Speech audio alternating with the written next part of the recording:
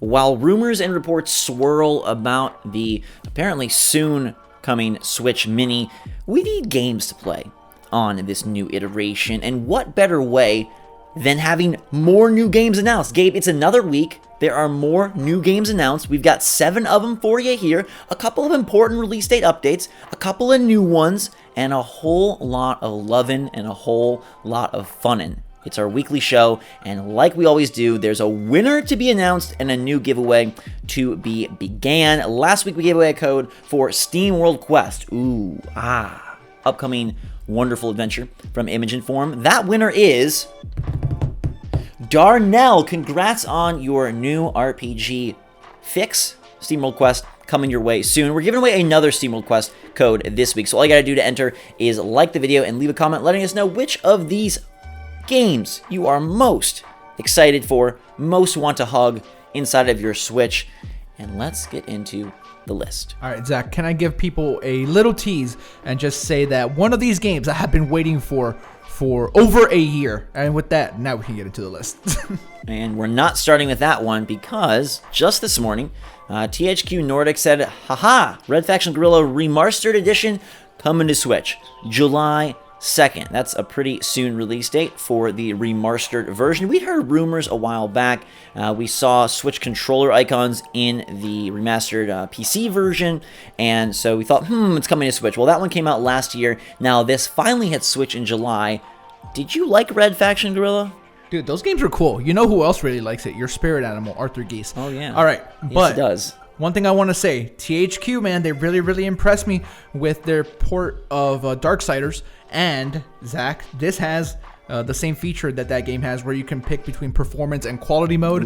I'm all about this, dude. I want to play this game so bad on Switch. If anybody doesn't know, the whole shtick of this game is that everything is destructible, completely. Right. And the game's actually legitimately fun. It's open world. We don't have a ton of games like this on Switch. It's going to be awesome. I feel like it was a bit of a game of its time in terms of the destructibility then was so earth-shattering, that I don't know how it holds up, but they have fully reworked the graphics. They've heavily reworked the textures. They've added specular maps, among other things. They've improved shadow rendering, improved lighting, reworked shaders. They've added optional motion controls. Something also interesting to note about this game is that it does have multiplayer. I want this, which I think is weird. I want us to play this. What do you want to pay for Red Faction Guerrilla Remastered? $30. Hey, it's $29.99. Hey, you're in luck. Man, THQ, I like you. I like you a lot lately. Keep it up. Honestly, that's not a bad price for a remastered edition of a game. If it was just the original Red Faction, I'd be like, give it to us for $20. But given that it's the remastered edition, $30 seems fair. It's out shortly after E3, Zach. A nice summer game. Can I explain something? He is not having multiple strokes. It is called remastered because the game takes place in Mars. For anybody that doesn't know. Yeah, it really is remastered. But yeah, the Darksiders port has us pumped for this one. Okay, let's go to Puyo Puyo Champions coming to Switch in May. Puyo Puyo Tetris was on Switch when it first was birthed, and now we're getting another Puyo Puyo game. This is coming on May the 7th. It'll be $9.99, so it's an eShop affair as opposed to a retail package like the last one. This game is known as Puyo Puyo Esports over in Japan. It came out last year there, but Sega's now bringing it stateside. Do you like Puyo Puyo? It's one of my guilty pleasures. I never really. Puyo Puyo. Oh man, I did not expect you to say that. Yeah, I don't play it often, but when I do play it, I always have fun. I do. Do you like it? This is a genre that I'm not too fond of. I don't know what you like. Oh, same. It's like the puzzle game, but not the puzzle games that I like The Witness. It's like puzzle games like this, or Puzzle Fighter, even Tetris. I don't know. I guess it's kind of blasphemous. At one point, I had a Korean girlfriend, and she obliterated me in Tetris over and over again. I think it just killed any fun fact. I had fun fact about game. Zach. Zach does not like losing in things. Ask him to play basketball with me. He runs away. It was impossible to win. It wasn't even if I could get better. It was just not happening. Right. But there is a local 8-player tournament mode, which is kind of interesting. and it has original Japanese voice acting, and it does also obviously have online competitive multiplayer, given that it was called Puyo Puyo Esports over in the East. So get ready for it. It's coming out in just a few weeks. All right, let's get to the game that Gabe was referencing at the top. Shakedown Hawaii! Yeah. Finally descending. I've never been to Hawaii. I thought maybe this game would wait until I go to Hawaii, but hey, it's getting the leg up and coming out also on May 7th, real soon. Nice of them to give us a release date and some new trailers from V-Blank. I don't really know why. Maybe it's how much fun I had in Katana Zero with that combat.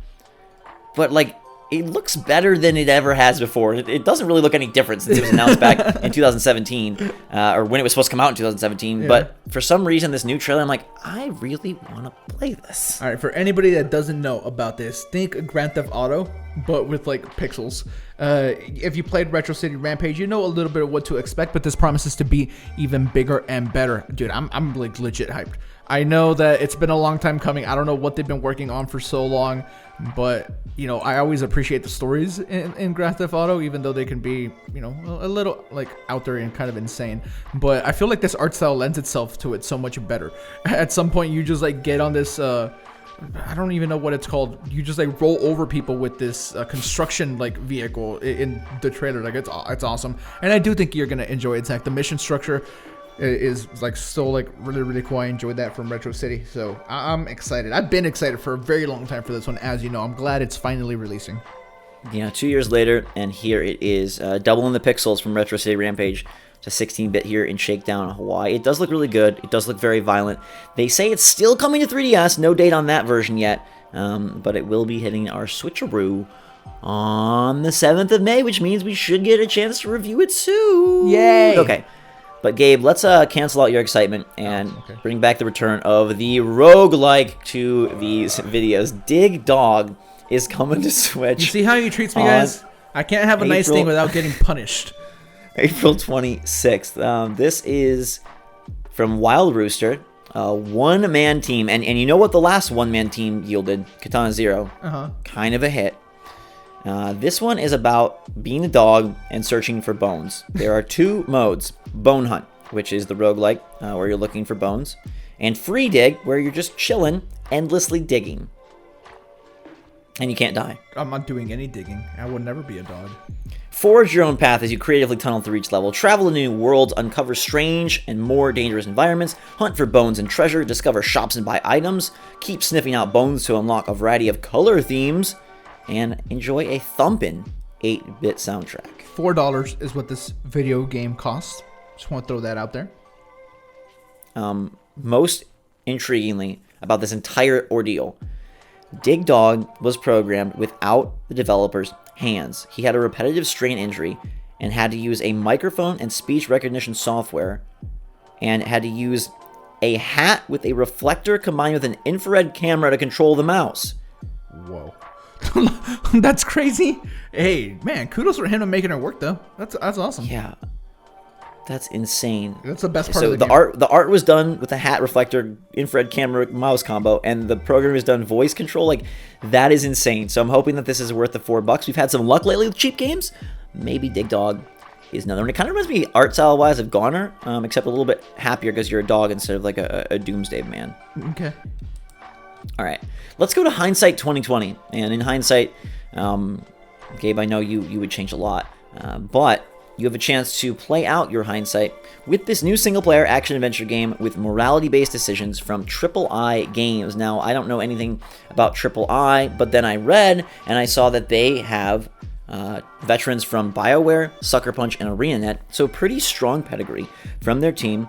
And this is a battler, but you get to choose before every battle, it says, if you're going to be merciful or relentless. You either can wield a stunning type weapon like a baton or a straight up sword and cut everyone down. You'll earn new abilities and skills, and it says your decision will have long lasting repercussions that will affect the story and the game as you progress. It does look pretty cool. We have a lot of games of this style similar to roguelikes on Switch, so it better control really great. But interesting idea, kind of an interesting, weird perspective as well. If you see where you control the character, it could be cool. They got me, and I'll tell you why. I'm very cheap. I'm very easy to get. They say the stylized aesthetic inspired by classic Zelda games is punctuated with a wide-ranging musical sweep of tragedy, majesty, and primal forces.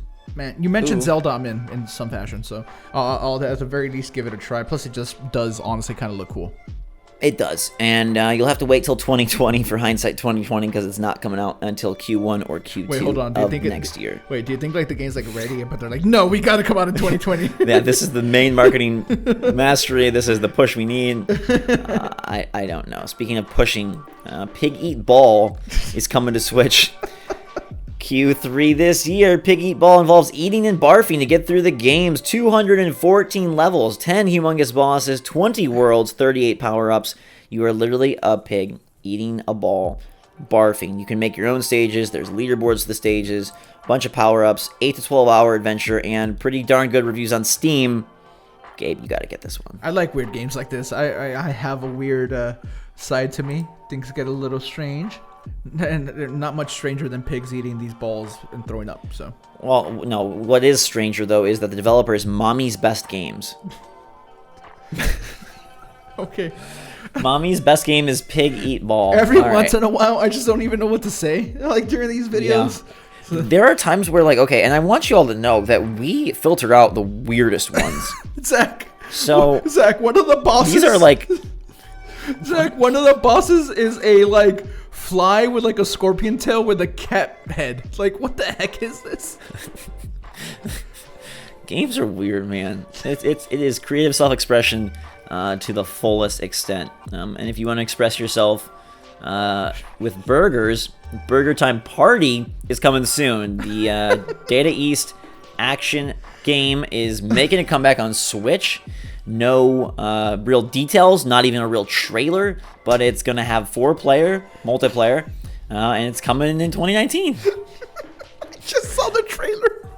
There's an evil egg, there's evil pickle, there's evil bean. You're not going to see any of it in the trailer, but there's that stuff. There's some concept art, and they got the logo, Burger Time. Hey, dude. E3 needs some big guns. I'm glad that Data East is bringing the heat. All right. So that is our list for the week. A wild one with some games that have pedigree, some games that have prowess, and then some games that are just straight up weird. Red Faction Guerrilla Remastered, Shakedown Hawaii. I think it's probably a pretty easy pick this week for your favorite and my favorite. So let's just say it in concert on the count of 3. Right. 1, 2, 3. Shakedown Hawaii. Yay. There we go. Okay, that's the game that we're most excited for. It's soon. It looks big. It's bombastic. And we've been waiting for it forever. Yeah. Shout out to River City Girls, which Zach omitted, but it's just the one to give a shout out. Again, yes. We filter out the weird ones. River City Girls had not a screenshot nor a trailer, and not a description either. So, filtered you world. At least Burger Time Party gave us some concept art, and it's not really much of a trailer. All right. There's a trailer. All right, that's it for the week, everybody. Thanks so much for watching. Hope you guys are having a good one. Enjoy your weekend. Soak up some sun, catch some Z's, eat a burger, and let us know your favorite game from this week in the comments down below to be entered to win a SteamWorld Quest code. Until next week, though, everybody, thanks so much for watching. We love you all a lot. Myself and Gabe, SwitchForce, out.